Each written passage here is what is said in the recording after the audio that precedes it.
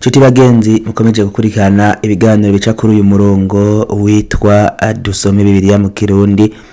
Ndabaramukije cyane mvuga nti amahoro y'Imana abane namwe umwe wese aherereye ku mpande zitandukanye z'isi, abantu baba mu bihugu ubu bari ku murango, abantu baba mu bihugu ubu bari ku mugoroba, ndetse ntibagiwe n'abantu baba mu bihugu ubu ari mu gitondo bariko baritegura kuja mu buzi, abanyeshuri ko baritegura kuja ku mashuri, ndetse n'abandi bataragira ayo mahirwe yo kuronka akazi bakibotereye mu gatiro. Mwese mvuge nti amahoro y'Imana abane namwe, nizere ko buri umwe wese akomeje kurindwa n'Imana. Kuri mikoro nk'ibisanzwe muri kumwe na jewe nyene Niyitegeka Samuel, akaba ari jewe tugiye kumarana uyu mwanya wose dusoma Bibiliya mu rurimi rw'ikirundi. Wewe rero ugeze kuri uyu muyoboro ubwa mbere ariko ukaba warakunze iki gikorwa, ndasabye ubinyereke muri commentaire ukomantinga niba koko iki gikorwa twokibandanya canke twogihagarikira aha. Ukabona ari byiza ko iki gikorwa kibandanya, ubyandike muri comment, hanyuma ukore subscribe kugira ngo niba koko iki gikorwa wifuza ko kigera kure hashoboka, ukifuza ko uwari we wese mu batuye isi bose ashikirwa n'izi message mba narungitse, na cyane nk'abajya abantu usanga bari mu buzi ariko nubwo ari mu kazi akumva Imana ni ya mbere mu bugingo bwiwe, nuko akavuga ati reka jewe shiremwo aka earphone kaka ekuteri gatoya umuntu acomeka mu gutwi, hanyuma mpitemwo igitabo c'itanguriro igice runaka, nuko mbe ndumviriza. Ugasanga umuntu ibereye mu kazi ariko arumviriza ijambo ry'Imana. Biratuma rero Imana ihezagira ibikorwa byawe, bityo Imana ikabona ukwitanga uri kurakora akazi kawe kakagenda neza, kandi no mu bikorwa by'Imana ugakomeza ukunguka. Muri iyi si tubayeho tubashijweho no gufungura imfungurwa z'ubwoko bubiri. Izi mfungurwa dufungura twebwe ubwacu dutegura ku maziko yacu ni imfungurwa zifasha uyu mubiri w'inyuma, zifasha uyu mukungugu uzobora. Ariko imfungurwa z'ijambo ry'Imana nko kuri uyu muyoboro wa dusome Bibiliya mu rurimi rw'ikirundi, nzoza ndacisha ko ijambo ry'Imana. Ijambo ry'Imana ni imfungurwa zihembura umuntu w'imbere, wa muntu Imana imaze kubumba umukungugu wo hasi, yahejeje igafata amazuru yayo igahumekera mu muntu yari imaze kubumba izo mpwemu z'ubugingo. Iyo umuntu ariko arumva ijambo ry'Imana no kuvuga ngo aba ari kagaburira impwemu y'ubugingo. Ni nazo mpamvu umuntu kenshi iyo yigize umubabe akabona ko gusenga byamurambiye, akabona ko guhamagara Imana ta mwanya bigifise, no kuvuga ngo wa muntu w'imbere muri we abatanga uvu agifise zo kumusunikira gusenga, no kuvuga ngo aba yaramaze gutakaza inkomezi. Ikiba gisigaye kuba ari gusengerwa cyane kugira ngo uwo muntu aho yafatiwe ibyamufashe noneho byongere bibohoke, wa muntu w'imbere yongera agira imbaraga. Kuko iyo afise imbaraga niho ca wumva uhurumbiye kumva wo kumva ijambo ry'Imana aho riri imbere, ukumva wo rikurikira, ukumva urakeneye. Niba ufise telefone cyangwa machine cyangwa televiziyo, ukumva urakeneye kuja muri search ukandika, uvuga uti jewe ndiko ndahora n'ibigeragezo binibi, ndakeneye ijambo ry'Imana ryo mu gihe canje, ndakeneye ijambo ry'Imana riremesha, ndakeneye ijambo ry'Imana ribohora, ndakeneye ijambo ry'Imana umukozi w'Imana yaba yarashize kuri uru rubuga ngurukana bumenyi rishobora kundenganisha ibigeragezo ndiko ndahura nabyo. Bityo rero iyo ugiye muri search ukandika, ucuhurana n'ubutumwa bwinshi cyane buvuga ku byo wewe ushaka kumva. Ico gihe ukaba wocu uhitamwo ibihuye no gushaka kwawe. Niba wumva wadendebukiwe ukaronka ijambo ry'Imana rikuremesha, harimo imirongo ya Bibiliya. Kuko Bibiliya nubwo abantu benshi bavuga ngo ni shamba, ngo urashobora kuzimiriramwo, nzi neza ko iyo umuntu arongowe na mpwemu yera, Bibiliya ntushobora kuyizimiramwo habanamba, kuko Bibiliya n'umuyobozi mwiza. Bibiliya iyo uri urayisoma, icambere ntabwo uyisoma nk'ikinyamakuru habanamba, no kuvuga ngo banza ufate umwanya, umaze gufata umwanya wewe umenye ico ugiye gukora ico arico, ubanza ugiha agaciro, bityo uheze usenga Imana mbere yo gusoma Bibiliya. Ubanze usenga Imana, icambere ubanze ufatishe mpiri ubushobozi bwa Satani bwose bwo gusamaza. Ikigira kabiri, wirinde vya bindi byo kuvuga ngo jewe ndahumiriza ngo nuko ngaho nza kuzingurura ko ngo hazobaraho nyene ngo Imana ngizo bashatse ko nsoma. Oya, ntabwo ari uko bimeze. Wewe fata ikaye n'ikaramu, usaba Imana ati Imana ngiye gusoma Bibiliya, ndashaka ijambo nza gusoma ryose uko riri kose aba ari wewe kuri nsobanurira, kuko mpwemu yera nubwo atogusanga arayivuga gusobanurira ibintu, haragera igihe akaba yo kubwira mu nzozi, akaba yo kubwira mu byiyumviro, ukavuga uti iri jambo iri niri mvuye ngaha nsomaha.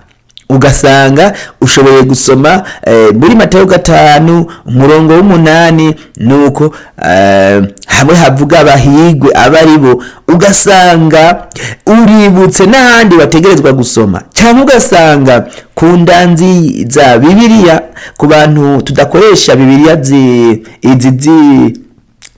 electronique, ziri mu matelefone, izi Bibiliya z'impapuro, hari gihe usoma umurongo wa Bibiliya, noneho uravye ku mpera ya Bibiliya ugacubona akamenyetso kakwereka iyindi mirongo isobanura uwo murongo. Uko niko gusoma Bibiliya neza, uko niko gusobanukirwa neza ico bita Bibiliya.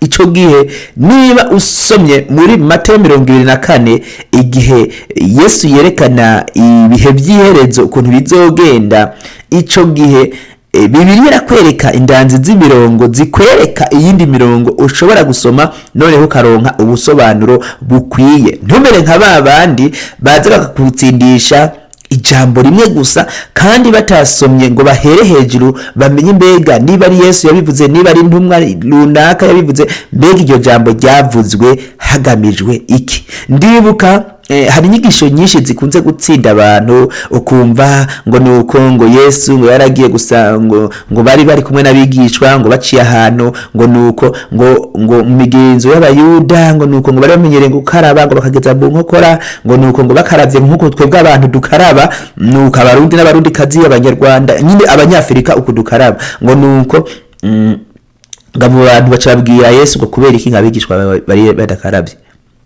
Mu bisanzwe ukuboko kose siko kuginja, aha mu nkokora ubona se haginja, oyaba namba, ariko iki kiganza, izi ntoke zitanu nizo yoresha injya, hanyuma ugafungura. Rero hari abantu baca bavuga ngo Yesu yaciye yishura ngo ikija mu muntu sico kimuhumanya, ngo ariko ikimuvamwo nico kimuhumanya. Ikimuvamwo ikihe?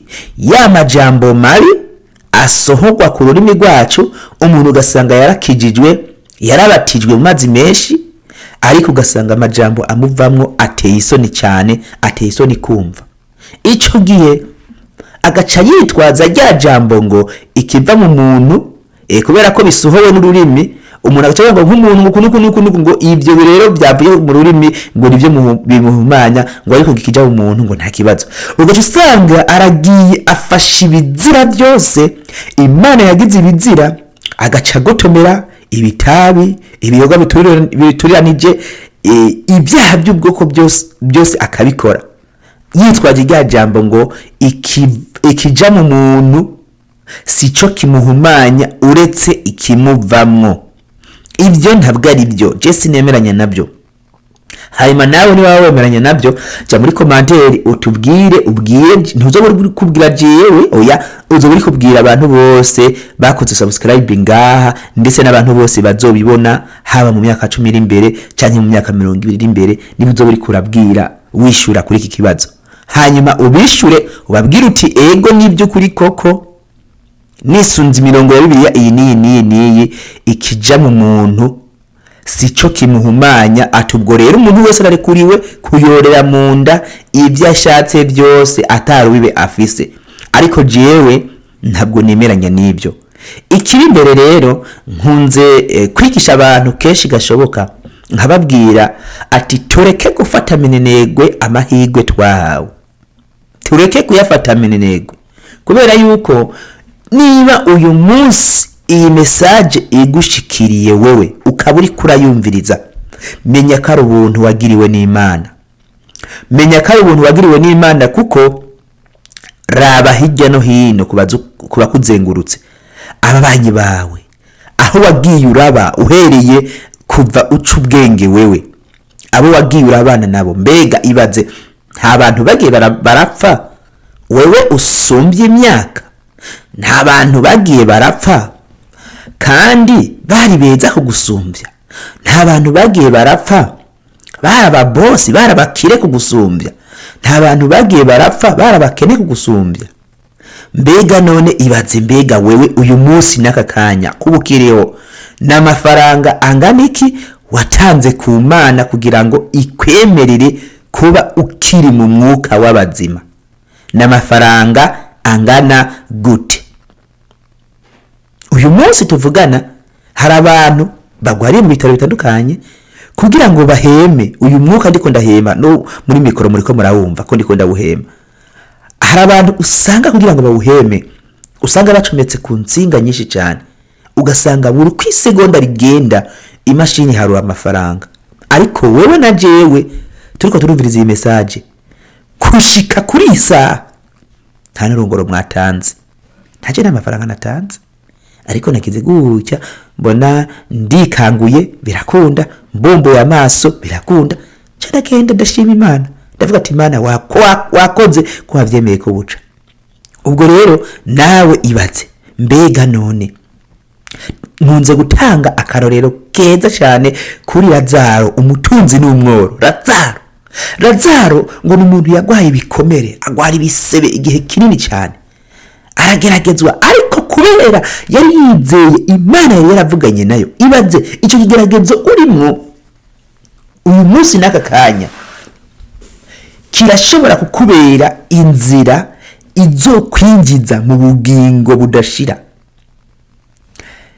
Hari abantu benshi basenga batasubizwa n'Imana, bagaca bihebura, bakumva ko Imana wogira ngo yarabahevye. Ariko mwibuke ko neza Yesu yasize atubwiye ngo muce mu irembo rifunganye. Irembo ryagutse ririmo ibisuma, irembo ryagutse ririmo abasambanyi, irembo ryagutse ririmo abarozi, irembo ryagutse ririmo abasambanyi, bisuma, abantu b'ubwoko bwinshi, abafise ishari n'inzigo. Abuzo basanga mu irembo rirangaye ryagutse, ariko mu irembo rifunganye hahandi unyegeteza ubugingo gusa, aho hahandi unyegeteza ubugingo bwonyene. Iyo hageze ukagera mu maraso ya Yesu ukamara kuhagirwa nayo, Yesu arakubwira ngo ubusambanyi wanje ntitubangikana, ubusuma iwanje ntitubangikana, urusaku iwanje ntitubangikana, ikeba iwanje ntitubangikana, ishari n'inzigo iwanje ntitubangikana, akaboregwe n'ubusinzi, kudandahigwa no kwirema ibice byose ntitubangikana. Ico nkeneye gusa kikuranga ni bya bindi biri mu Bagalatiya. Reka ndaharabe tuhasome izi mpanuro tuziherekeze n'ijambo ry'Imana, tubirebe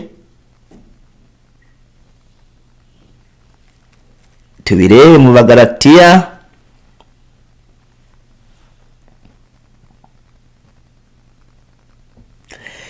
mu Bagalatiya 5 turasoma ku murongo wa 16. Haravuga ngo ubugingo bwo muri mpwemu. Umurongo wa 16, ndavuga nti mugendeshwe na mpwemu, niho mutazoshitsa ibyo akameremere kanyu kifuza. Umurongo wa 17, kuko akameremere kifuza ibyo mpwemu yanka, kandi mpwemu yifuza ibyo akameremere kanka. kuko ibyo bihiganwa ngo ntimukore ibyo mugomba.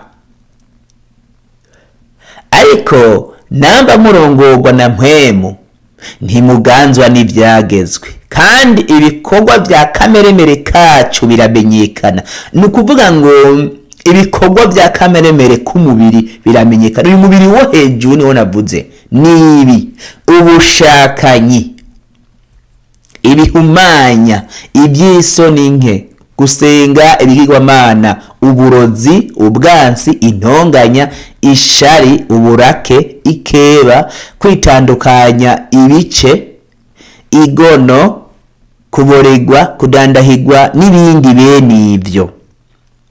Ibyo ndabibaburiye nk'uko nabibaburiye kera, yuko abakora ibisa bityo batazoragwa ubwami bw'Imana.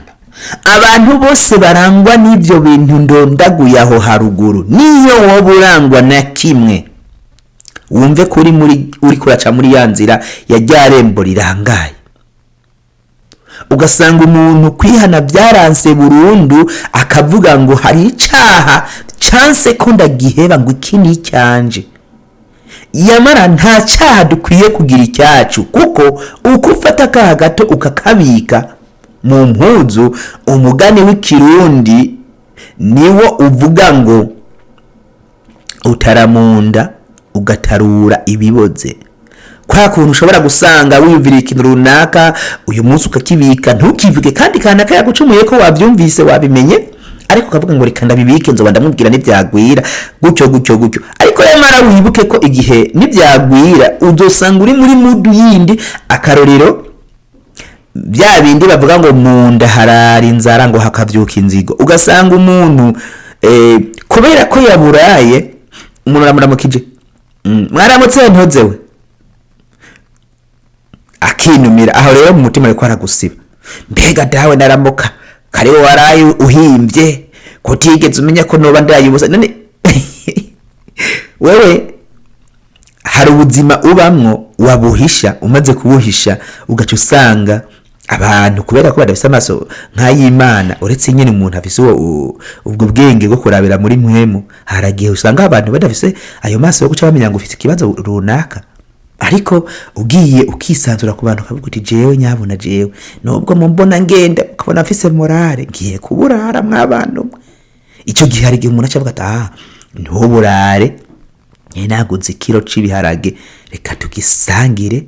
Nuko ariko ugize tombora namaze kubiteka, usanga guhaye ko isorori cy'ibiharage bitetse, ukagenda uwo munsi ukararira ibyo, uwo munsi ugasanga bigenze neza. Usanga arakubwiye ati okay, nari mfise n'ubugari, akira agakombe k'ubufu ugende guteka. Ubundi akavuga ati nasoromye ibijumba, akira 3 4 5 ugende kurya. Nuko ugasanga ibintu bigenze neza. Ariko iyo wigumije nk'ibintu kanaka yagucumuriye ntobimubwire, arongera aragucumuriye ntumubwire, hari igihe wewe acumura ikintu ntakimenye ko yakoze ikosa. Ariko wewe kubera ko ari wewe wababaye, ndakunze kuvuga ikirundi cyane, umurundi ngo ubandwa ni wabanduruki. Iyo mwariye neza, muriye neza, ndibuka kera tukiri mu matongo yo muri Afrika, umuntu akarya neza bikamushika, ntabwo twari dufise toilette mu nzu. Oya, toilette yari hari inyuma y'inzu, hariya mu bitoke iyo hirya. Hahandi hagera mu ijoro wabyuka ugiye kuri toilette ukikanga n'ingundu y'igitoke wibaza ngo umuntu ahagaze. Aho rero ico gihe wariye imvange zikakuvuruga, uwo muri kumwe unamubwiye ngo vyuka umperekeze akabyanka, wewe wategerezwa gusohoka ukagenda utitaye ngo nza guhura n'ibiki hanze, kuko ni uri kurabandwa, ni wategetswe kubanda urugi. Rero ukagenda ukitabara, kuko uwo muri kumwe ntaco yaba imurabako. Nizo mpamvu nawe uri kuranyumviriza, iyo ushikiwe n'ikigeragezo, fata umwanya wiherere usenge Imana yo mw'ijuru, usenge Imana yo mw'ijuru mu mpwemu no mukuri, kandi nzi neza kizo gutabara. Ikindi kandi isanzure ku bantu, uganire na buri umuntu wese.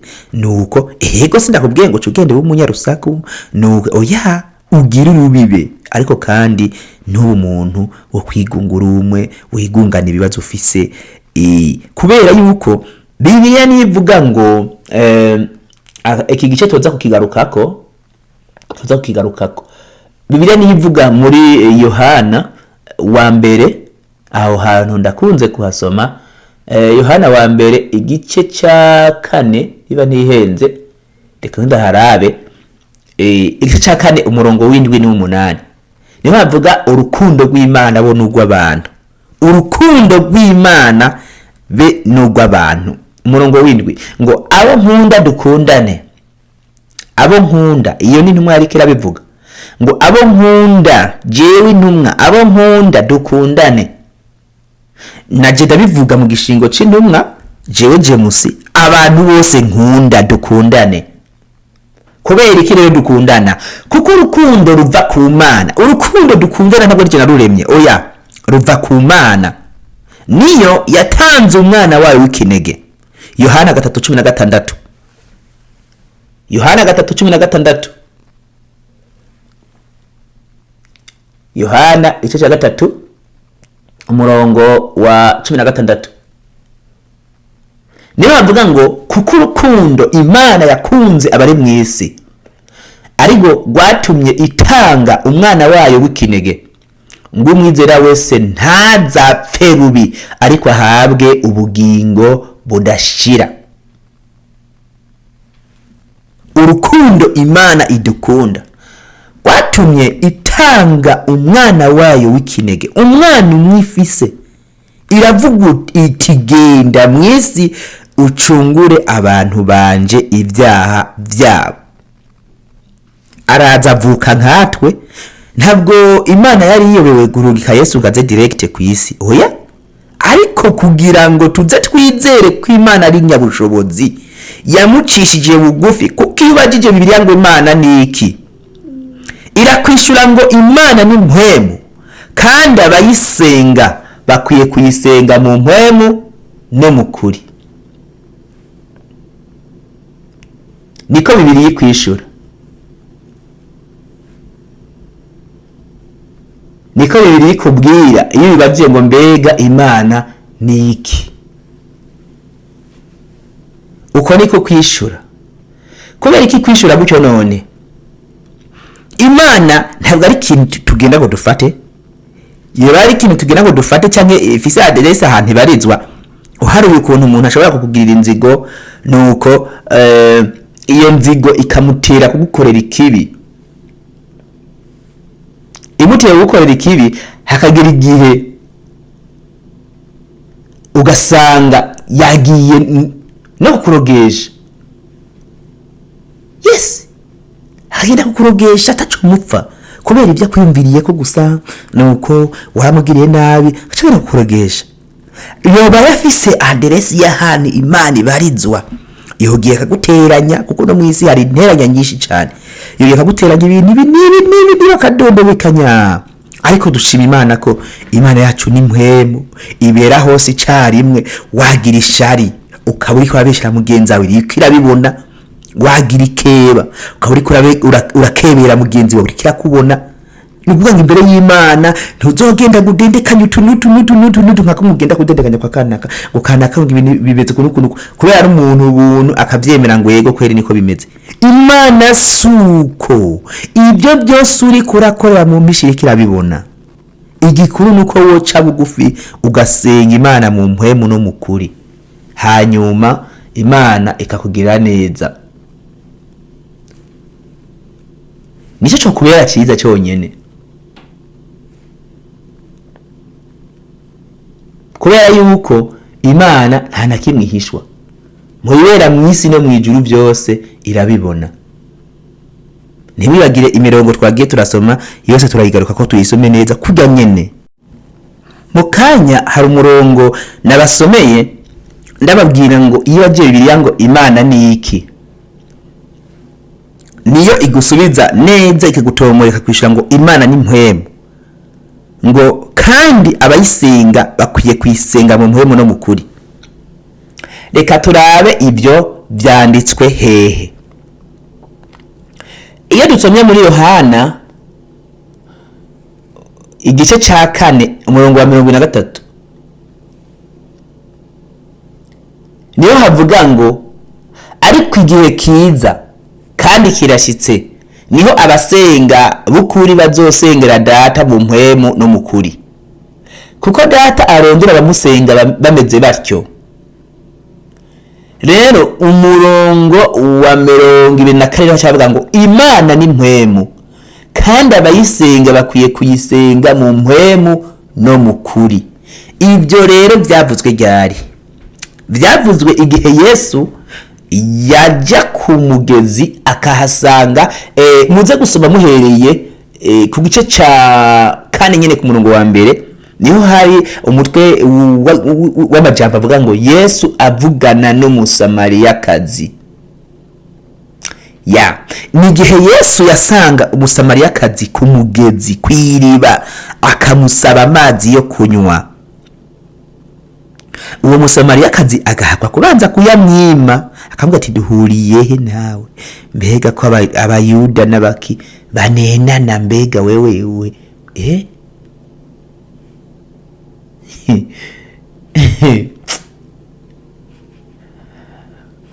ku murongo w'indwi ngo haza umugore w'umusamariya kazi kuvoma. Yesu aramubwira ati umpe utwo kunywa, kuko abigishwa biwe bari bagiye mu gisagara kugura indya. Uno musamariya kazi aramubaza ati wewe uri umuyuda none unsaba amazi ute jewe ndi musamariya kazi? Ni kuko abayuda n'abasamariya banenana. Yesu aramwishura ati yuba waruzi ingabire y'Imana ukamenya n'ugusabye ngo mpa utwo kunywa uwariwe.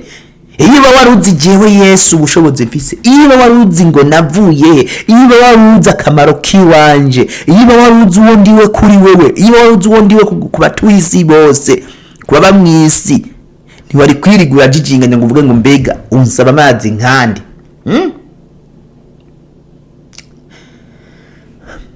Nawe uba umusabye nawe akaguha amazi y'ubugingo. Wa mugore aramwishura ati mugenzi ko ataco kuvomesha ufite. Unyumvirira abantu biki gihe amazi y'ubugingo, yumvise n'ijambo ubugingo, amazi y'ubugingo. Mugabo mu mutwe mind yiwe, mu bwonko bwiwe haca habandanya gutekereza ko ayo mazi y'ubugingo uko biri kose afisiri bategezo kubanza kuyavomamo. Ngo ko ataco kuvomesha ufise kandi riba rikaba rirerire. Nawe unyumvire, natwe kugira tuvome twarinze gufata akantu kakabido akakurutu akadomora sinzi ikirundi kiratandukanye, tukambika k'umugozi uri kwibuye kugira ngo ducokeze indani mwiriba, noneho ryabuye riremere kakadomora kikamanukane mu mazi, bico kayora amazi cyo kwega umugozi dusuke mu byo twaje kuvomesha. Ariko sinzi cyo keka ariko byari bimeze murantunga. Ndiko ndabihisiguro ndende kugira ngo abantu baze kubitahura ngo iriba kwari rirerire akaba ataco kuvomesha ufise. Ayo mazi y'ubugingo uvuga uyakura murongo wa 12 mbega urutasogokuruza wacu Yakobo yaduhaye iririba yanywa amazi yaryo ubwiwe n'abana biwe n'amasho yiwe. Yesu aramwijura ati unywa kuri ayo mazi wese azosubira kugira inyota, ariko unywa amazi nzomuha ntazoba kigira inyota namba gushitsa ibihe byose. Ariko amazi nzomuha azohinduka muri we imbizi y'amazi yiburuka aza n'ubugingo budashira. Unywa ku mazi y'ubugingo Yesu atanga, uwo anywa kuri ayo mazi y'ubugingo Yesu atanga, hehe no kugira inyota ukundi. Ibigeragezo nibyaza kubera amazi y'ubugingo yiburuka ari muri wewe, ico gihe uzokumva ikibengebenge ca mpwemu yera kiriko kiragusunikira gusenga, kandi ibigeragezo wahuye nabyo byose bizokwiruka bigende. Simvuze ngo ufise mpwemu yera ntageragezwa, arageragezwa, ariko niyo ugeragezwa ikigeragezo kiza kuri wewe wabimenye ugaca usaba inkomezi.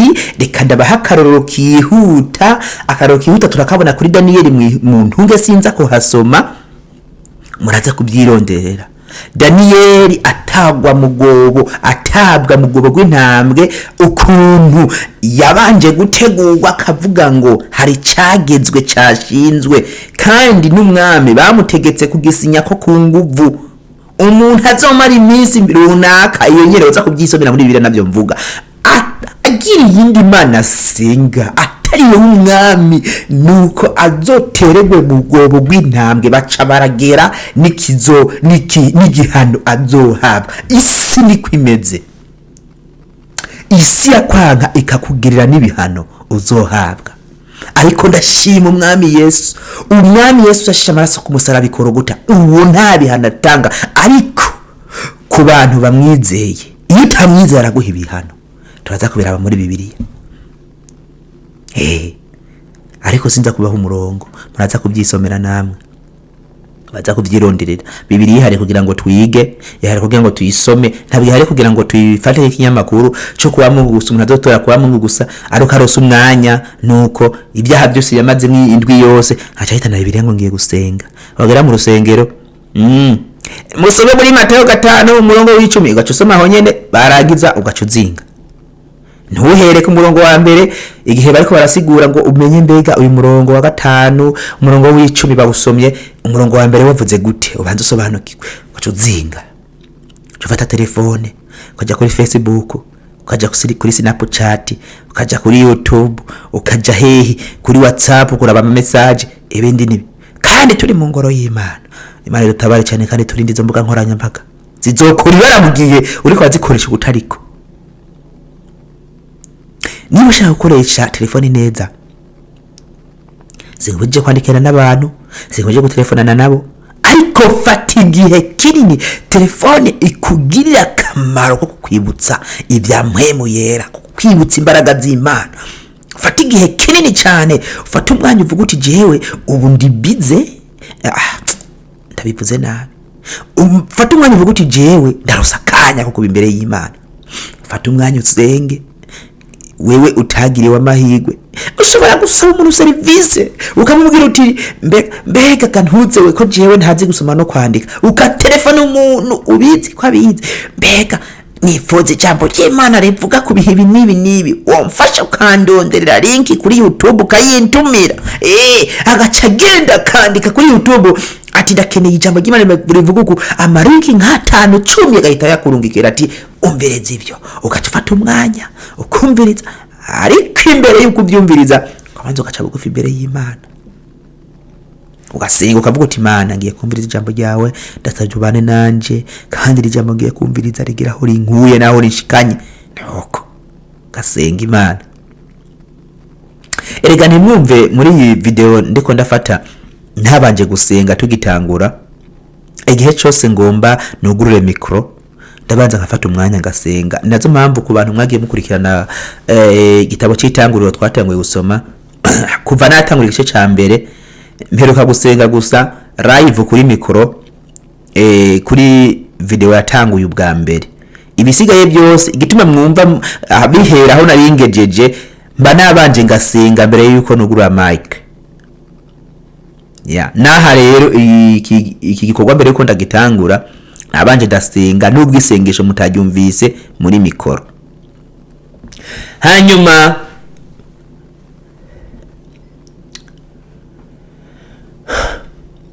ngo unywa kuri ayo mazi wese azosubira kugira inyota, ariko unywa amazi nzomuha ntazoba kigira inyota namba gushitsa ibihe byose. Ariko amazi nzomuha azohinduka muri we imbizi y'amazi yiburuka, aza n'ubugingo budashira. Uwo mugore rero aca yumva bimushitse ku mutima, aramubwira ati mugenzi, masa yo mazi sinze ngira inyota, kandi sinze ngaruke kuvoma ino hose. Wewe yumvise kumenga yo mazi y'ubugingo azoca subirira aya mazi y'umubiri. Niko yabifashe. Kandi mwibuke ko ndababwira dutangura, nababwiye ngo izi mfungwa dufungura twebwe duteka n'amaboko yacu zifasha umuntu w'inyuma, zifasha uyu mukungugu. Izi mfungwa nazo tuko turasangira hamwe ya za mazi y'ubugingo zimwemu, izi zihembura umuntu w'imbere. Wa wundi yipfuye Imana ikunamwe impemu ikazisubiza aho yazikuye mbere yuko iziguha wewe. bityo rero ikazokongera kuzigusubiza wa munsi w'iherezo ugeze, ucirwa urubanza rw'ibyo wakoze, ari byiza ari bibi, ari bibi ukaja mu muriro, ari byiza ukaja mw'ijuru. Izo mpemu z'ubugingo nizo zihemburwa nibi turiko turumva dusangira twese. Yesu aramubwira ati rero kugira nkwereke ko ndakuzi kandi nkaba mbona kure gusumba uko ubona kure, genda uhamagare umugabo wawe uheze ugaruke ino. Uwo mugore aramwishura ati nta mugabo mfise. Soko Yesu atarabiyobewe ko atamufise, reka mbisho yamwishuye. Yesu aramubwira ati uvuze ko kugeze ngo nta mugabo ufise, kuko wari ufise, reka ndakubwira wewe ushime ndakuzi, ushime mbona kure, ushime yiba wari uzi ugusabye ngo mpa amazi, uwariwe uwa wundi atana kimwe nyegezwa, wa wundi n'ubu tuvugana, ibyo uri kurakora, uri kurumviriza iyi message, ibyo uri kurumvira mu mutima wawe, ujya nyene ariko arabibona ati uyu muntu ariko ariyumvira ibi. ngo kuko wari ufise abagabo 5 ariko ufise ubusu umugabo wawe, ibyo bivuze ukuri. Uno mugore acarikanga mu mutima nubwo ngaho batabyanditse. Uno mugore aramubwira ati mugenzi, ndabona kuri umuntu avugishwa n'Imana. Ereka n'abanyabyaha bajya bamenya ko Imana ivugisha abantu. Ngo ndabona kuri umuntu avugishwa n'Imana. Basobakuruza bacu basengera kuri uyu musozi, ariko mweho mugira ngo Yerusalemu niho ahantu hakwiye gusengerwa. Yesu aramubwira ati nyizera nyina wanje, nyizera muvyeyi, nyizera wa muntu uri kuri wumviriza ikiganiro uyu mwanya n'aka kanya, igihe kija kuza si kuri uyu musozi canke Yerusalemu uzosengera data. Rya jambo riraje, mwewe musenga ico mutazi, tiko dusenga ico tuzi. Wewe wa muntu we uri kurumviriza ijambo ry'Imana ukabudahinduka, usenga ico utazi. Ariko tweho dusenga ico tuzi, ariko igihe kiza kandi kirashitse. Ibyo byanditswe kera, ariko ubu turiko turabona n'amaso yacu. Igihe kiza kandi kirashitse, ni abasenga bukuri bazosengera data mu mpwemo no mu kuri, kuko data arondera abamusenga bameze batyo. Niho rero twaciye tosoma wa murongo ngo Imana ni mpwemu kandi abayisenga bakwiye kuyisenga mu mpwemu no mu kuri.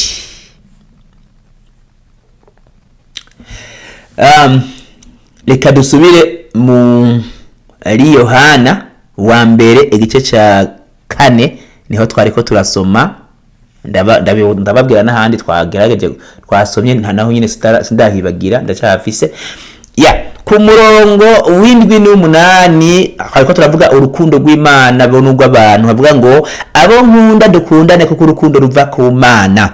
Umuntu wese akundana yabyawe n'Imana kandi azi Imana, udakundana ntazi Imana kuko Imana ari urukundo.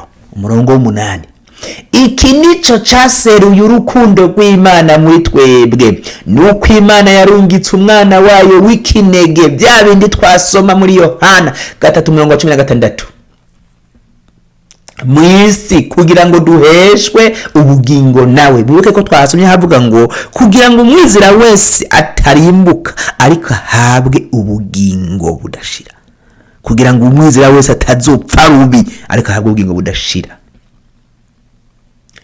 Iki nico kiri mu rukundo. Umurongo w'10 muba wa Yohana 4, suko twebwe twakunze Imana, oya haba namba, ariko nuko ariyo yadukunze igatuma umwana wayo kuba impongano y'ibyaha byacu. Umurongo wa 11 ngo abo nkunda kw'Imana yadukunze ityo, kw'Imana duhaye akarorero ko gukundana gutyo, natwe dukwiye kugira gute? Natwe dukwiye gukundana. Umurongo wa 12, nta wigeze kubona Imana dukundanye. Iyo Mana twitwa ko dukunda nta wigeze kuyibona n'amaso yiwe. Nibuke ko muna Mose yayisabye ariko Mana yako gumuntu ataranyereka Mana ngo ndakubone bimeze gute, nyiyereke basi n'umunsi umwe nzimvuge ati Imana yantumye isa gutyo. ariko imana kubera ko mu bumana bwayo ari imana yera, ni imana y'ububasha bukomeye, yavuze ati duhagarara ahantu hanze kwiyereka ngo yarahaciye ikiganza mu maso, Mose we ntutegeye twakumbona mu maso mbonye woca upfa wewe, ubone mu mugongo gusa. Imana ni mpwemu, kandi imana y'impwemu umwanya wose yo kwiyereka. Mwibuke muri Kuvayo igice cya 3 igihe imana yiyereka Mose yagiye kuragira intama, ikamubwira ngo kura ivyo birato byawe uhagaze nahe, ngo yamwiyeretse gutega muntu. Wewe uriko urasoma Bibiliya cyangwa uriko urumviriza iyi message cyangwa muri commentaire umbwire ngo yamwiyeretse gute, ariko kamanda bivuge ngo yari mwiyeretse mu gisaka cyakumuriro kitariko kiratemuka, akabona ibiti, ipori rinini cyane riko yakamumuriro mwinshi cyane uhinda n'ugwamo gumuriro n'ibiti bituragurika, ariko akabona ibiti niko biratemagurika ngo abone umuriro uri kura musatira umwegera. Imana y'ubushobozi, aho niho ubushobozi bw'Imana bugaragarira. Ya mana yasatura amazi ikavuga ati amazi yo haruguru stop, ayo hepfo stop, ahumutse haboneke. Abisirayeli gacha bacamwo bavuye muri Egiputa. Abatagira ubwenge nabo ngo mwari muzi ngo muraduhunze, baca biroheye batazi baza kubakurikira. We urakurikira umuntu mu nzira yaciwe n'uhoraho, uri umunyabyaha utabanje kwiyeza ngo nawe uje ku rutonde rumwe nawe, utabona we ca mutema kuni weye, uzi ibyo babonye mu nyuma wewe. Muze mubaze uruzi rwabatwaye kiyaga muze mukibaza ati mbega ibyakurikiye kuri bari abantu nibiki. Niyo bazo guha amakuru y'ukuntu byagenze. Ngo ushaka kumenya amakuru y'ikuzimu azoba zikizinu cyo giherukayo. Abantu muzi bizinu biriya bintu byose biva mu kuzimu, muze mubibaza amakuru y'ikuzimu kubera ko niyo baba byaje bipfa. Ugiye gukurikira umuntu yasenze Imana ikamucisha ahantu hakomeye, nawe ugiye kumukurikira utasenze ukibaza ngo inzira yabamerera kimwe. Abantu baricanganya kuri Daniyeli nkuko twagiye tubivuga, muzo harondere muhasome. Hafise umutwe uvuga ngo Daniyeli aterwa mu gobo gw'intambwe, muzo handire igitabo cya Daniyeli cyonze gusa ntimuzohera muri Daniyeli igice cya mbere ngo mugere muri Daniyeli igice cya 6, aho hantu mutarahabona, aho ndabakupejeho gatoya. Ntimuzohera muri Daniyeli igice cya mbere ngo mugere muri Daniyeli igice cy'indwi mutarabona handitse ngo Daniyeli aterwa mu gobo gw'intambwe. Nimubona uwo mutwe w'icyo cigwa muzoje muhasoma murebe ukuntu abantu bicanganije bakaza guteranya umwami kugira ngo barabe ko Daniyeli bo muronka, nuko umwami akaza gusinya ku bintu bamugobereye. Nuko ngo Daniyeli abyumvise ntiyaciye aterera agati mu ginyo, oya yaciye agenda ngo arugura amarembo kuri asenge bamubona. Nuko ngo arasenga, yahora asenga rimwe aca asenga inshuro zitatu kugira ngo tudece ikigeragezo. Suko tunebwa mu gusenga, ahubwo nuko twongeza gusenga. Imana yacu iyo wayihaye umwanya ikabona umwanya ufise, nayo ica yongeza ko mu gutabara, kuko bitewe n'imbaraga bakoresheje mu kuyihamagara. Icyangeze ko Daniyeli acarasenga n'imbaraga nyinshi. Igihe kigeze baraza abatumwe babandi batanze ryatangazo ku mwami, baraza bararaba koko ryagikorwa yagikomeje, basanga yarushirije. Baca baragenda ku mwami baramubwira ati rero ca gihano gitange kuri Daniyeli, kuko twavuze ngo iminsi runaka izihera ari we basenga, ariko yakomeje gusenga y'Imana yiwe ntiyarusha kubaha mugenzi. Nuko rero natwe turagomba gushitsa bya bindi wasinyako, ariko wa mwami kubera ko yazigirijwe arabyemera ngo twara Daniyeli. Arabyemera. Daniyeli aramutwara mu ntambwe zimaze iminsi 3 zitajya. Murantunga ntana hamwe nabisomye ngo zimaze iminsi 3 zitajya, ariko ndaza kubabwira impamvu kumbure bo barazimaje iminsi zitajya. Muze namwe kubyisomera mwaza kuraba niba koko nanjye ndabyibuka ko nasomye ko intambwe zari zishonje cyane. Ndababwira impamvu. Nuko bamutwara muri za ntambwe zimaze iminsi zitajya, nuko ngo bamuteramwo. Baca barigendera baravuga ati diringa nazo banzuganire nazo. Ariko ikintu batari bazi, Daniyeli kubera gusenga Imana intambwe n'ibyoya byazo uko zingana, zimwe zamubereye amashuka, izindi ziramuhagatira ziramupfuka. Nuko Daniyeli arisinzirira, wosanga n'ico gihe cageze yari mu masengesho, yari yisonzesheje. Kuko iyo wisonzesheje ibi biyoka byo mu nda by'ibiyesitoma niki birasonza bigasonza bigatangura kuzwiragira, ariko umuntu w'imbere bitewe nuko wisonzesha hari cyo uri kurandera ku Mana, uragira imbaraga mu buryo bw'impwemu. Bityo rero umuntu w'imbere amaze gusonzoka, uw'inyuma niyo yosonza agacika intege nta kibazo, ariko umuntu w'imbere abakomeye. Kandi iyo umuntu w'imbere akomeye n'uw'inyuma bakomeye. Mwibuke neza kugira ngo kwa muganga bemeze ko wapfuye, nuko umuntu w'imbere atumuka akigendera, ico gihe cyakibiribiri cy'inyuma kikaba kibuza ijambo. Umuntu w'imbere ni wafise agaciro gakomeye gusumba uw'inyuma. Na Bibiliya ivuga ngo mutinye umuntu ashobora kwica umuntu w'imbere ubugingo, ashobora kwica ubugingo akabuhonereza muri Gehenomu. Uwo niwe mukwiye gutinya. Nayo umuntu aza akagupangira kukwicisha, akabigera ko yaba akoresheje ipanga, yaba akoresheje imbunda, yaba akoresheje uburozi, yaba akoresheje kuguhonda inyundo nk'uko Gahini yabikoze kuri Abeli murumuna we. Uwo muntu abikoze atamugambi w'Imana urimwo, uwo muntu ntuzumutinye kuko yica umuntu w'inyuma gusa. Uw'imbere niwe afise ububasha bukomeye. Nazo mpamvu mukwiye gusenga cyane. Niba wubwiriwe amahirwe yo kubyuka ukaba uri kumviriza iyi message, ukwiye gusenga cyane atarakimwe witaye ko, atavyo ngo mwisi bamfata uko, atavyo ngo mwisi bamvuga uko, atavyo kuvuga ngo ubuzima bwayemwo n'ubu. Ugasenga kuko imbere yawe hari ubugingo n'umuriro, utaduze uzomanuka. Cagihe uzoba ugeze ku mfiro uri kuragomba gukurwa mu mubiri kugira ngo bwa bugingo busubire kuba butanze, imbere yawe hazoba hari amahitamwo abiri. Ibikorwa wakoze mw'isi byaba byiza canke ari bibi, hazogera igihe ugere kuri ca kiyaga caka umuriro n'amazuku. Ico gihe marayika icazogufasha kugira ngo kijabuke. Ico kiyaga nico rupfu rwa reka mvuge ko ari rupfu rwa mbere, nigo rupfu rwa mbere, kuko urupfu rwa kabiri ruzoba ku muntu yakoze ibyaha. Noneho igihe azomaze kuzuka yarishwa n'urupfu rwa mbere, ubwo rupfu rwa kabiri azoruronka kubera azojugunywa mu muriro udahera. Ico gihe ugaze kuri ca kiyaga c'umuriro n'amazuku, marayika icakora, waba uri umunyabyaha waba uri umugororotsi, aramanuka n'igitabo kirimo imirimo yawe wakoreye mw'isi. Ico gihe akaguhagarara iruhande akavuga ngo cyo ngiye kugufasha, ngiye gutambika icuma kijabuka iki kiyaga kive ngaha ku nkombe uhagaze kigere ku nkombe yo hakurya i Yerusalemu sha. Hanyuma si icuma kimwe ntambika ko, ndatambika ko bibiri, ariko kimwe kiba kiri hari ikindi hariya, ku buryo udashobora gutambikiza ngo uhonyeze ukuguru kumwe ngaha ukundi kugeze hakurya kuri ca cuma utambuka ugende bikunde. Yesu uko bimeze. Mwibuke ko inzira y'Imana, imbere y'Imana hari inzira zibiri, hari inzira yo kuja mw'ijuru n'inzira yo kuja mu muriro, kandi izo nzira zose ziriko zirakora. Iyo inzira imwe muri zo idakoze, iyindi biri mu kazi. Reka ndabisobanure neza.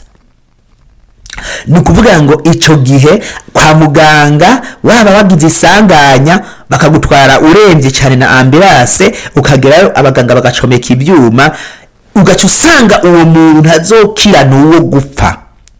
Ibimenyetso bimuranga ne bibikurikira. Wowe mu rugendo uri kurakora kwa muganga bari ko bareta kuri iki kibiribiri cyo hejuru, hanyuma nawe mu rugendo mu buryo bw'impwemu ukaba uhagaranye n'abo marayika. Nuko ca gitabo cy'imirimo, muri hangana ndaturiye muwe muri mikoro muri murantunga, ca gitabo cy'ibikorwa wakoze marayika gifise mu ntoke,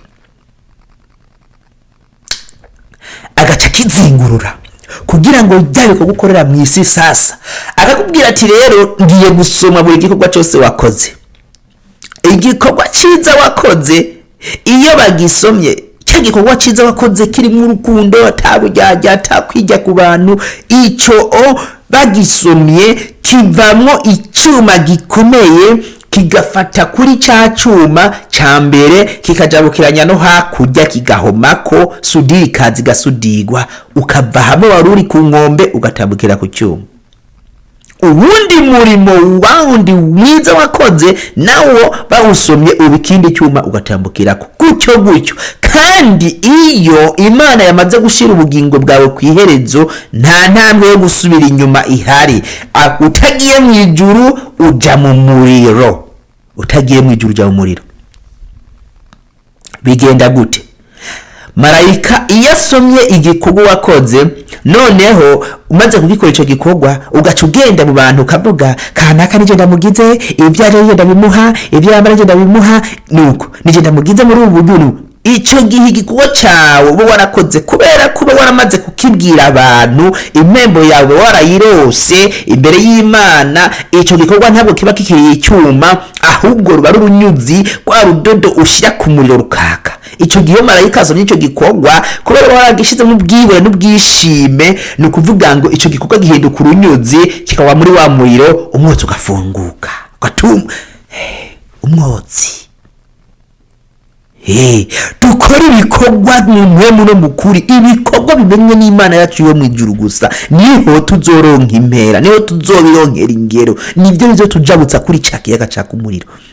Ico gihe bagasoma ibikorwa byawe, iyo byabaye byinshi urajabuka ukagera hakurya, nuko ngo uwari karavyereka ico gihe, iyo mburi yaratanzwe, uwari karavyereka ico gihe yarabwiwe ngo hindukira urabe inyuma yawe, ageze hagati na hagati, kugira ngo nkwereke ba bandi bavuga yuko ibikorwa n'ivyahera bazongera bagasubira inyuma, noneho bakagera kw'isi bakaja kuvyongereza. Nta ntambwe isubira inyuma ufise mu gihe ayo mahirwe utayahawe. Hari abagwara bakagera kure mugabo bagakira. Iyo ubonye ukize shima Imana, usaba Imana ati Imana ndasabye umpe gukora ibyo ntari bwakore byose, kugira ngo mwami wanje igihe nikigera nkagera kuri waruzi zidahace ndengana. Umuntu yakoze ibikorwa byiza bishimwa n'Imana kuri gwaruza azohaca nk'umuravya arengana, kuko ibikorwa yakoze nta kizosha kirimwo, byose bizomujabutsa. Reka hindukira arabe inyuma, asanga bya bikorwa byose, zangazi zose yagira atambuka zose zagiye zirizinga. Bivuze ngo ibikorwa nibisubira nibihagarara cyangwa bigaba biguheranye, nta ntambwe isubira inyuma ihari. Ibikorwa byose bagusomeye ukarinda bitambuka ukagenda, byagizinze biragukurikira. Nazo mpabije mu Imana rivuga ngo ibikorwa twakoze bizoduherekeza. Uwariko aravyerekwa rero aca yerekwa rero iyo umuntu bishitse, umuntu aza gukinira ku iyi video iri kwivuga ibi ndiko ndavuga, aza kubyandika muri komanteri, ndaza hiri ndayimuronderera ndayishira mu ndayimurungikira, araza kumbwira uburyo ashaka kwimugeraho, agomba ndayishire muri komanteri birakunda. Ashaka ivideo zivuga iby'inzira ija mw'ijuru ukuntu bigenda ugeze ku kiyaga caka umuriro ukuntu bigenda, aze kumbwira ndayimuronderere muri komanteri ndaza kubibona. Ngo hanyuma iyo ugize amahirwe mabi, bya bikorwa byawe bigaherera hagati, ucumera nkande Bibiliya, ucumera nka wa mutunzi n'umworo Lazaro twigeze kuhavuga, uze kuharondera. Ucumera nka wa mutunzi n'umworo Lazaro bari bari kw'isi, Lazaro agatonyanga ibisebe, ariko yaravuganye n'Imana. Uwo musaraba wikoreye kubera ko wavuganye n'Imana, nutagukiza uzokurandura. Lazaro kubera yavuganye n'Imana, gutonyanga ibisebe ntacyo byari bimutwaye, kugira ibyakorokeye munsi y'ameza y'umutunzi ntacyo byari bimutwaye, kuko yarazi ko yavuganye n'Imana. Yaravuze ati ibigerageze niyo byonyica, ariko nkaba nizigiye Imana, iherezo ryanje n'ubugingo budashira. Imana ishimwe cyane. Igihe kiragera, Lazaro aratabagwa, arakugwa mu mubiri, ngaca twagwa mu gituza ca Aburahamu sokuru wabemera. Ngo Lazaro atwagwa mu gituza c'Aburahamu yijyameramwo amera nk'uruyoya ruryamye mu gituza ca mama wago cyangwa mu gituza ca papa wago arinomera. Umutunzi nawe kubera ko ubutunzi bwe yabukoreje nabi, igihe kiragera atwagwa mu muriro. Atwagwa mu muriro kubera iki? Kuza guseserezwa ubutunzi bwiwe ntabwo yigeze bufashisha abamerewe nabi.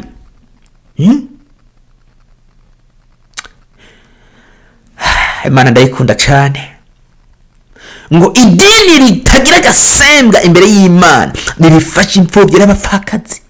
Idini ryita ku bababaye, idini umuntu wese yumva ko afasha imfubyi n'abapfakazi, umuntu wese yumva ko afasha abantu aho yikora, umuntu wese yumva ko afise urukundo rwo gufasha abari bo bose badafise icyo afise nyene, uwo muntu ari mu idini ry'ukuri, ari mu idini Imana yemera. Ngo nuko wamutunzi igihe kiragera nawe ibyo yahawe ku isi byose arabwirwa ngo igihe kirageze nawe tayimukipa w'ijuru atambike capa imbere kivuga ngo iminsi yawe urarangiye. Ntugura umutunzi ibifaranga byawe ugiye kubisiga bisigara birarenga n'abandi. Hari igihe ayo mafaranga utunze uyu munsi n'utayakoreshe nk'uko Imana ishaka uzoyasiga agasigara arakora umurimo w'Imana kandi we warase kuyakoresha umurimo w'Imana ugihari ngo ayo mafaranga akurondere ubugingo budashira. Hari igihe azosigara akora umurimo w'Imana we waratashe kandi ugasanga watashe nabi. Ngo umutunzi igihe kiragera nawe arapfa, apfuye ngo acaje guseserezwa bikomeye, agize ku cyarungurutse.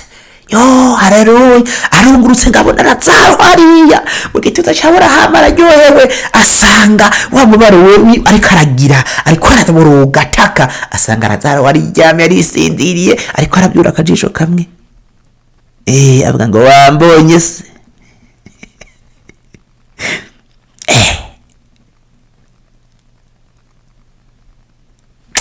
Barahamagara Aburahamu aravuga ati ndakwinginze rungika umwana wawe Lazaro akoze isonga ry'urutoke mu mazi amfuvye ururimi ndiko ndaseserezwa bikomeye. Rwa rurimi rwagera uvuga amajambo atari mabi, igihe kizogera useserezwa bikomeye. Amena.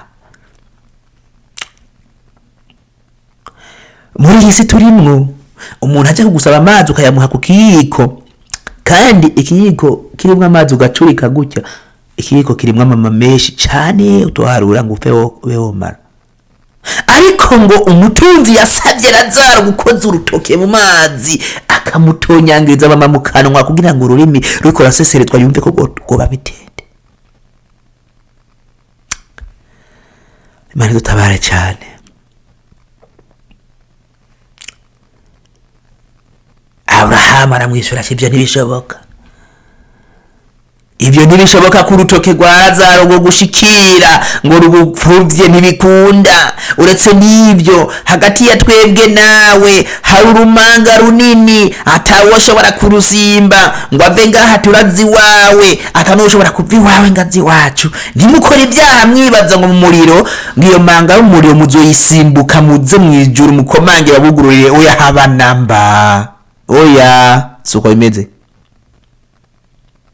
Muri iyi si ugiye kugura inyama, muri iyi si ugiye kugura inyama urabwira umuyanga yanga uriyazibaga akazidandaza, ndakwinginze ndi mukiriya wawe ndagushoreye iminsi 5 mu kwezi ndasabye inyongeze, agafata akantu akakubwira ngo aka nakazotuma ugaruka. Imana yo mw'ijuru izotwongeza. Wewe ni wakora ibyiza ukaja mw'ijuru izokongeza kuzobaho ibihe byose nta mubabaro. Nta mubabaro uzigera ugira, imibabaro wahuye nayo yose izoyikwibagiza yose, wibereho ibihe byose. N'abantu muriko murakorera umuriro kandi mubizi, novuga ngo igihe kiracari cyo kwisubirako mugasaba imbabazi ku Mana, nuko maze gusaba imbabazi ku Mana ikabeze ikabatunganya namwe, bityo tugafatikanya urugendo ruja mw'ijuru. Kuko umuntu azogira amahirwe mabi akaja mu muriro. Hari abantu benshi usanga bariko barihenda cyane ngo urupfu rwa benshi ngo ni nk'ubugeni. Imodoka iratirimuka gatoya itumuhanda uzurabe ko wishima ngo userebure ngo nuko ndi kumwe n'abantu benshi, usanga uri kurambaza Imana yawe wewe.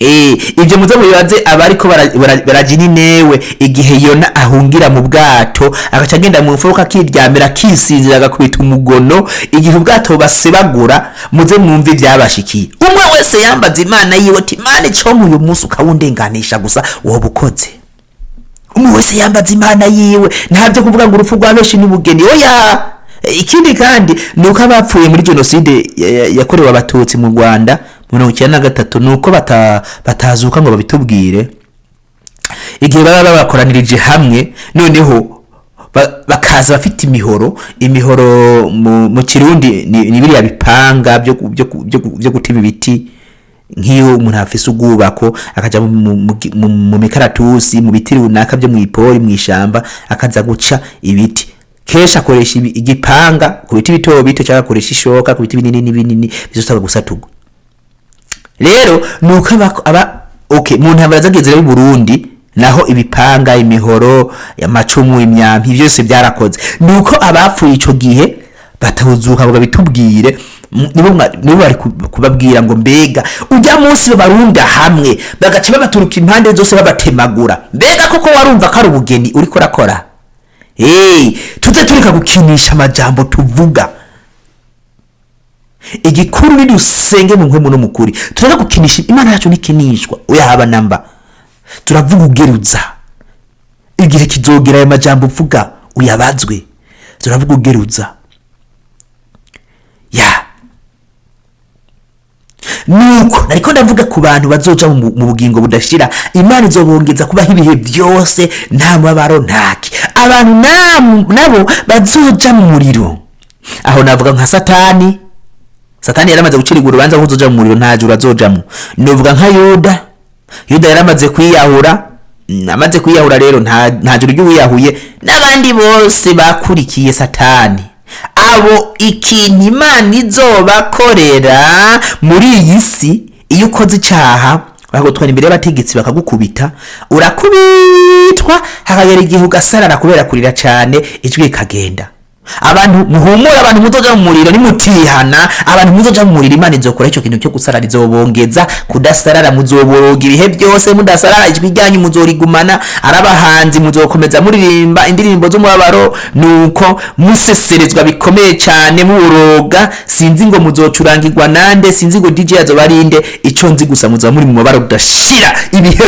byose sije ga kuri mikoro ngo nigishe ngo nuko ngo hazogera igihe ngo muriro ngo babazwega imyaka 3 ngwine ngo nuko ngo Imana ngicugukurayo ibyaha byo bimaze gusha ngo bigaheraho ya Bibiri ivuga ko abazoja mu muriro bazosha ibihe byose nigo rupfu rwa kabiri nta kongera gukira nizo mpamvu kubera ko mu bugingo imyaka tumara kwisa n'imyaka mike cyane nizo mpamvu wewe uri kuranyumva utitaye kucubahira ufise ahantu watiriganye cabugufi imbere y'Imana Yesu aracare ku ntebe y'imbabazi usubibazi ku Imana hanyuma Imana yongere igushiye kamaraso y'umwagazi w'intama w'Imana tagera gasembwa niyo maraso ya Yesu hanyuma kuboneke ko ibyaha byawe bihanagurwe nawe wongere wandike mu gitabo cy'ubugingo kundi uramiriza urugendo kuko kuja mw'ijuru ntabwo ari gufata itike y'indege ngo nk'umujewe ndi ngaha muri Edmonton muri Alberta muri Canada ngo fata itike ngende muri Calgary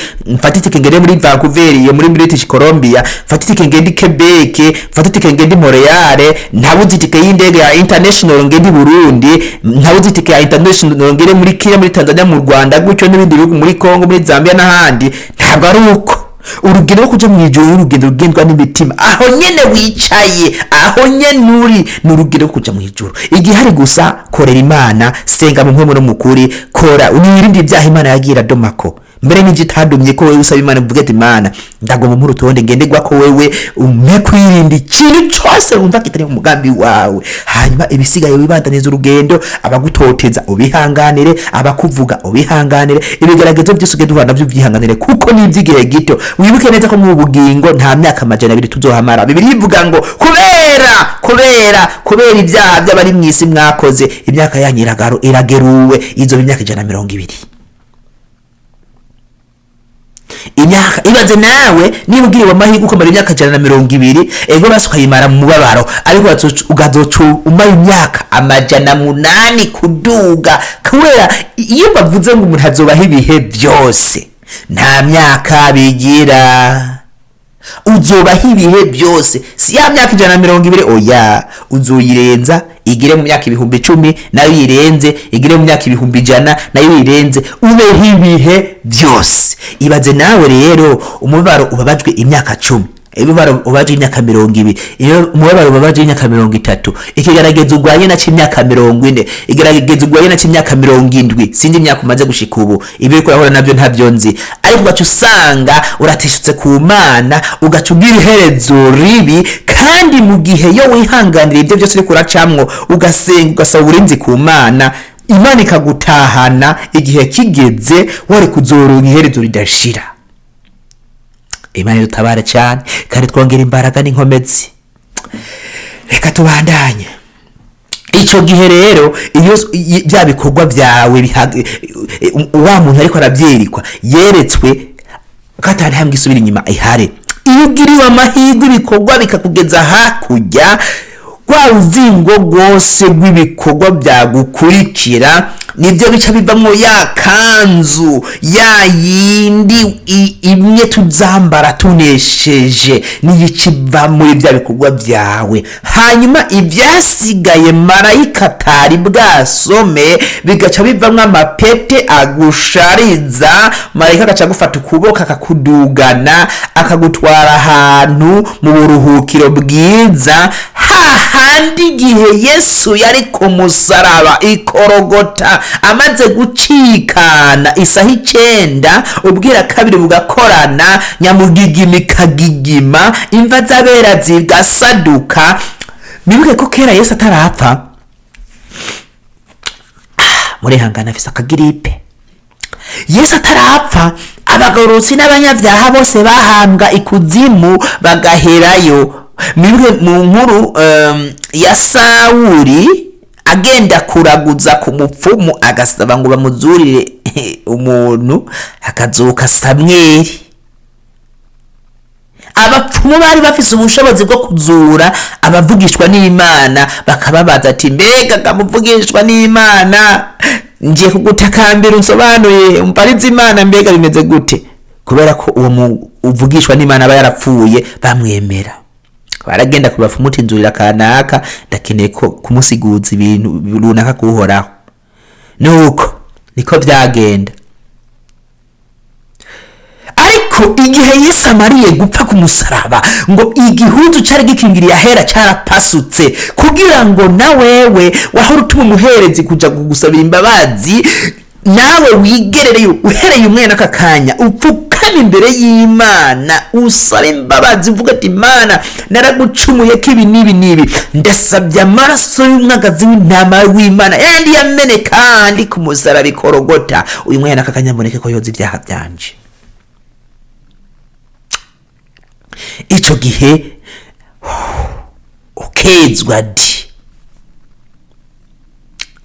rero ngo ico gihe kimaze kuba, ngo isigatigita, imva z'abera zarasadutse, barazuka babonekera benshi, ntibagarutse kubana natwe ku isi cyangwa babana n'abandi bahari ico gihe, no, baciye bigira bagenda mu bugingo budashira kuruhuka imbabaro, batwagwa mu cyumba cy'uburuhukiro muri paradizo ijejwe iyo mitima y'abapfuye bagororotse kuruhukira, hahandi Lazaro na Aburahamu baciye bagenda bariraramira. Abapfuye bagororotse. Aho niho rero iyo maze guhabwa iyo kanzu uca ugenda ukiraramira, ukarindira ca gihe c'inzamba y'iherezo. Ico gihe nuko uzokugwa hajya ugaruka, nuko ngo uhabwe ibyo wasezeraniwe, utwagwe muri ya mazu Yesu yategura, yanditswe muri Yohana 14 uhereye ku murongo wa mbere kubandanya. Havuga ngo ntimuhagarike imitima yanyu, mwizere Imana nanjye munyizere, ndi muhira ko adatahara amazu menshi, ngiye abatariyo mba nabibabwiye ngo ariko ko ngiye kubategurira hanyu, ngo nzogaruka kubajana kugira ngo nanjaho ndi jewe Yesu namwe abariho muba. Imana idufashe kandi nawe igufashe uri kurumviriza iyi message kuzoba muri ba bantu bazoronka amazu bazohabwa n'umwami Yesu. Ntimwibaze ngo nibagiwe gusoma imirongo nasomye. Rero ngo iyo ugize shabambi, iyo ugize ndabyite gutera, iyo ibikorwa wakoze bitakujabukanye ngo bikugeze kuri gwaruzi hakurya, bikugeze ku nkombe yo hakurya ngo bigahera, kubera ko atantambwe yo gusubira inyuma ihari. Wibuke ko inzira imbere yawe ni zibiri, hari inzira yo kuduga, hari inzira yo kumanuka, kandi yimwe idakoze iyindi biri mu kazi.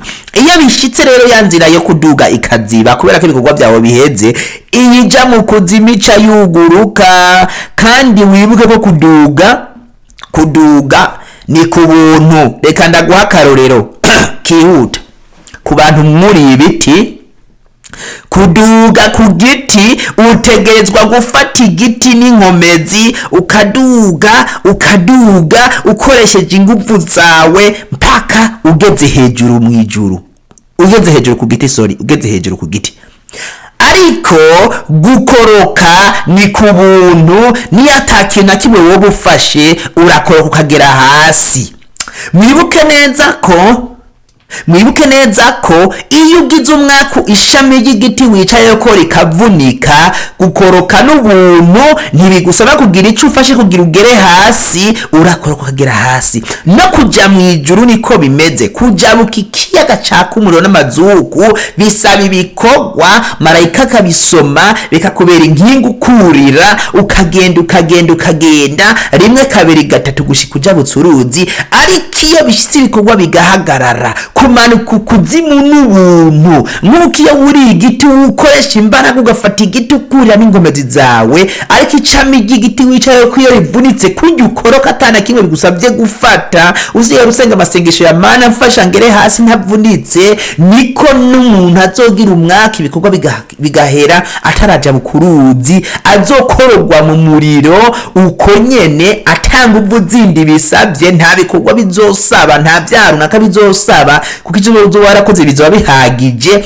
Uzomanuka kabushungwe ugeze ku ntambwe ya nyuma ukorokera muri gwagobo, abaganga bazoba bakugwaje hejuru, kubera uzobona ibyo uzoba uri kurahura nabyo, bazobona utera imigere, bavuga ngo uri kurasamba. Niyo mvugo bakunze kubivugamwo, ariko nyamara nturi kurasamba bisanzwe, kuko uri kurabona iyo ugiye kuja mbere utarabibona. Ukikuri gwa rutonde rwo kuja mw'ijuru, babona utekereje umeze neza, kuko wari uri kuraharurirwa ibikorwa. Ariko igihe kigeze ugatangura kumanuka ikuzimu, kubera ubona iyo uri kuraje ukuntu hameze, abagiye kukwakira ukuntu bameze hejuru, tutangura gusamba. Umugwaza arabye nabi, wo mukubita umugero kamusigira uruguma, mbere agasigara ari waryamye ku gitanda wari uryamye ko, kubera ko usize umubangamiye.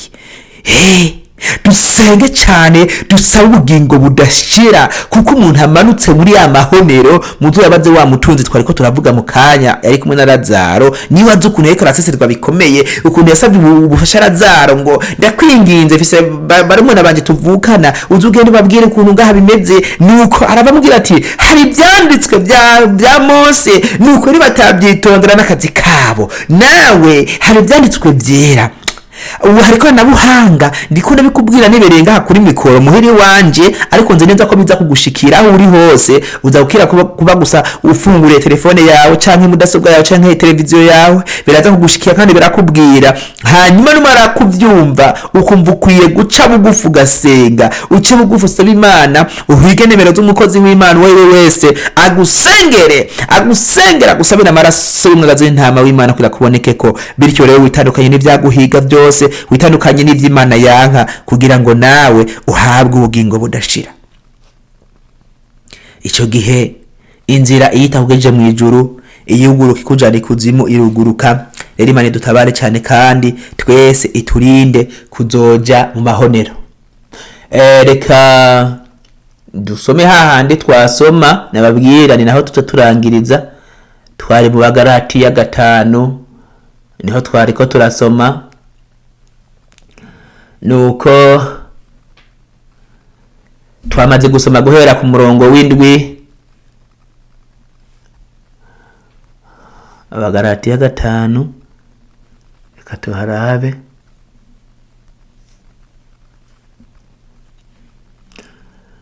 Twamaze gusoma guhera ku murongo wa 16 murantunga, umurongo wa 19 twawuhejeje. Reka rero dusome umurongo wa 22 mu Bagalatiya 5 umurongo wa 22 niho tugiye gusozerera. Haravuga ngo ariko ibyo mpwemu yama n'urukundo, umunezero, amahoro, ukwihangana, kugira neza, ingeso nziza, kuba umwizigirwa, ubugwaneza, ukwirinda. Ibimeze bityo nta byagezwe bibuza. Kandi abakristo Yesu babambanye akameremere kabo n'ibyo gahahamiye n'ibyo kifuza. Uyu murongo ndawukunda.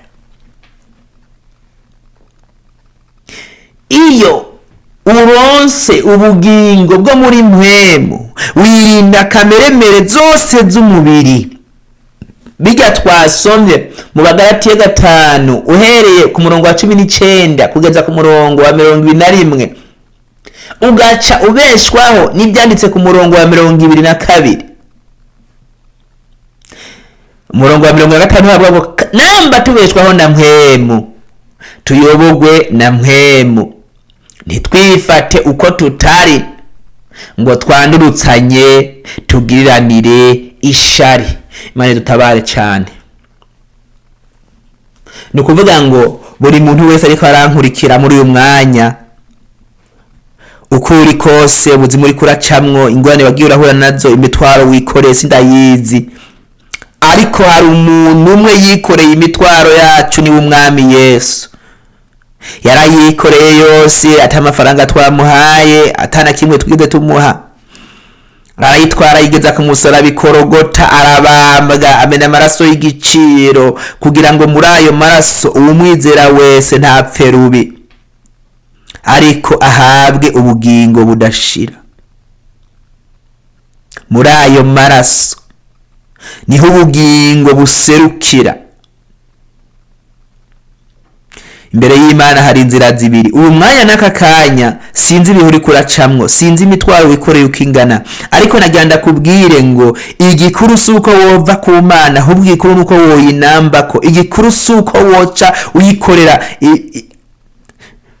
uyita kwibirake ngo uvuge ngo Mana ko nagusenze imyaka 10, imyaka 20, imyaka 30, imyaka 50, sinzi imyaka umaze ukingana, ngo none kutigeze untaba. Imana ntabwikorera ku isaha y'umwana w'umuntu.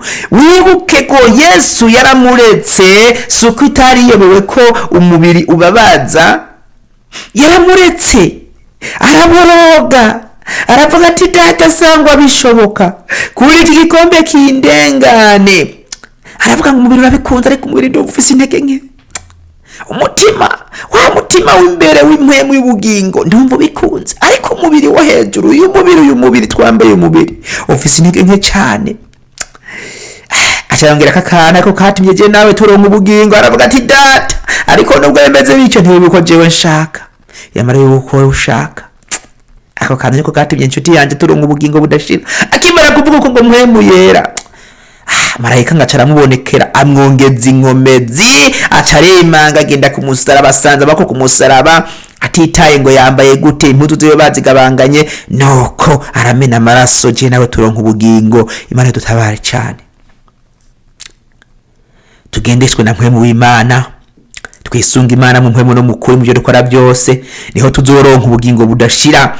kandi nitwamara kuronka ubugingo budashira nuko tukamara kwemerwa imbere y'Imana ukamara kuronka igushingira intaye ko nawe wakiriye agakiza ntuhagarare cugenda muri Matayo 19 Matayo 28 murantunga Matayo 28 umurongo wa 19 ucukora bijya bintu byanditswe hajya havuga ngo nuko nimugende muhindura amahanga yose abigishwa si ivyo byonyene nimwamara kubigisha bakumva inyigisho zanje bakemera mubateze mu zina rya Data n'Umwana n'irya Mpwemu Yera kandi mubigishe kwitondera ivyo nabageze byose numva ndi kumwana w'imisi yose kugera ku muhero w'isi nayo majambo Imana yashimye ko tuganira kuri uyu mwanya nayo majambo Imana yashimye ko tuganira muri iki gitondo cyo muri iki gihugu ndimwe nyene nayo majambo Imana yifuje ko twoganira namwe abantu mwese muyumvise Imana ibaha umugisha hanyuma reka dufate umwanya dusenga Imana uhoraho Mana mwami w'abami uriho wamyeho kandi uzokwamaho bitazoshira izina ryawe nirihabwa amashimwe n'icubahiro urabikwiye kandi urabibereye